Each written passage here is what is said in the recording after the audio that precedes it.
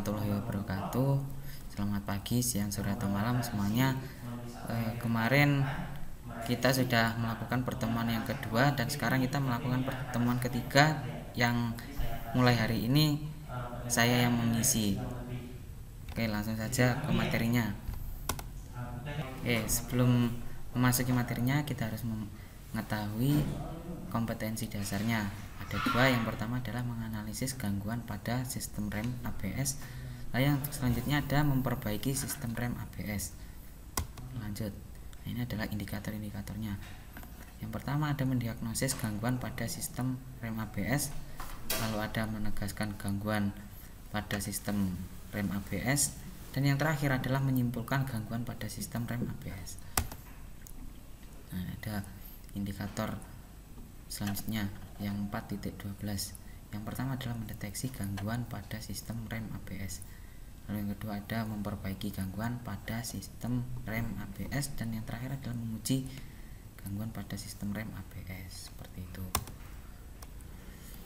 Oke, sebelum kita mengetahui gangguan-gangguannya, kita harus mengetahui komponen sistem rem ABS terlebih dahulu. Di sistem rem ABS ini terdapat 7 komponen utama. Master silinder ini berfungsi untuk mengkonversi gerakan mekanis pada pedal rem dan menjadi tekanan hidrolik, sehingga akan menghentikan laju kendaraan dengan cara menjepit cakram dengan menggunakan kampas remnya. Lalu ada ABS Hydraulic Control Valve. Katup ABS ini secara sederhana adalah pintu gerbang minyak rem dari master silinder menuju ke silinder roda. Lalu ada ABS Pump. Ini berfungsi untuk mengembalikan tekanan hidrolik pada roda setelah tekanan hidrolik drop karena pembukaan katup ABS. Lalu yang selanjutnya ada ABS Control Module. Fungsinya ini adalah untuk sebagai perangkat processing unit atau untuk mengatur kapan waktunya dan berapa lama interval katup terbuka dan tertutup. Lalu ada speed sensor. Ini fungsinya adalah untuk mendeteksi kecepatan setiap masing-masing roda. Lalu selanjutnya adalah wheel cylinder. Silinder roda ini berfungsi untuk mengubah tekanan hidrolik pada minyak rem dan menjadi gerakan mekanis yang mendorong kampas rem untuk menjepit ke piringan cakram. Lalu dan ada yang terakhir adalah hydraulic brake channel. Saluran hidrolik ini berfungsi sebagai jalur aliran minyak rem dari master silinder sampai ke silinder roda. Selanjutnya ini adalah beberapa kerusakan pada sistem ABS dan cara menanganinya. Yang pertama ada tenaga pengereman tidak mencukupi. Hal yang perlu diperhatikan adalah yang pertama memeriksa kebocoran minyak pada saluran rem atau kebocoran udara ke dalam. Lalu selanjutnya ada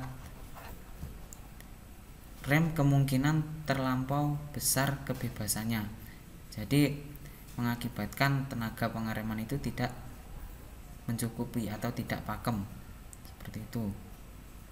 Selanjutnya adalah caranya adalah memeriksa ketebalan bantalan rem atau brake pad dan oli atau gemuk yang melekat pada sepatu rem. Nah, ini juga mengganggu sekali kalau ada bercak oli di bantalan rem atau brake padnya. Jadi waktu pemeriksaan harus dipastikan kebersihannya, seperti itu. Yang selanjutnya ada periksa keadaan booster remnya, dan yang terakhir adalah periksa master silinder, kemungkinan terjadi kerusakan. Yang selanjutnya kerusakannya adalah hanya satu rem yang bekerja atau rem yang menarik itu hanya satu bagian saja. Hal yang perlu diperhatikan, yang perlu dilakukan adalah periksa keausan pada bantalan dan sepatu rem, kemungkinan persentuhannya tidak merata. Lalu yang kedua adalah periksa keadaan master silindernya seperti apa. Lalu yang ketiga, periksa keadaan silinder roda. Yang keempat, penyetelan rem tangan yang tidak benar atau pengembalian rem parkirnya yang salah. Lalu yang terakhir adalah periksa proportioning valve, kemungkinan terjadi kerusakan. Kerusakan yang terakhir, pedal rem bergetar bila ABS tidak bekerja. Hal yang perlu dilakukan adalah periksa kebebasan rotor piringan rem atau brake disc rotor. Dan yang selanjutnya ada periksa kebebasan poros atau axle hub.